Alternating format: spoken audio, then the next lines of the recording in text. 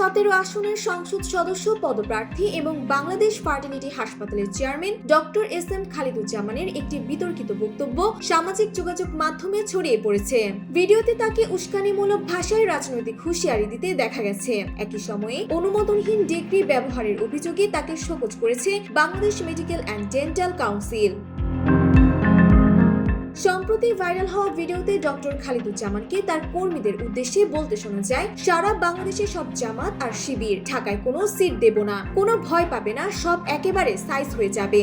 নির্বাচনে জয়ের ব্যাপারে তিনি আরো বলেন, এবার ইলেকশন হবে ঈদের মতো, কে কি বলছে এটা নিয়ে ভয় পাওয়ার কিছু নেই। ভিডিওতে তিনি ছাত্র সংসদ নির্বাচনের প্রসঙ্গ টেনে বলেন, শিবির সব জায়গায় গণহারে জিতেছে। এই পরিস্থিতি মোকাবিলায় তিনি কর্মীদের গুলশানে জড়ো হওয়ার নির্দেশনা দেন।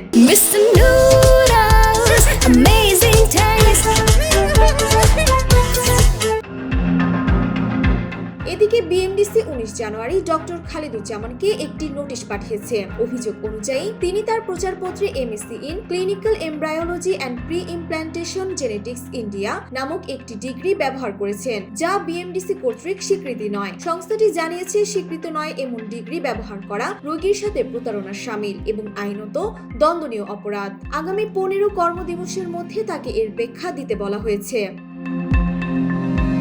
এ বিষয়ে ডক্টর খালিদুজ্জামান গণমাধ্যমকে জানান, তিনি এখনো বিএমডিসির নোটিশ হাতে পাননি। রাজনৈতিকভাবে হেনস্থা করার উদ্দেশ্যে এসব অভিযোগ আনা হচ্ছে বলে তিনি দাবি করেন। ডেস্ক রিপোর্ট, জয় জয় দিন।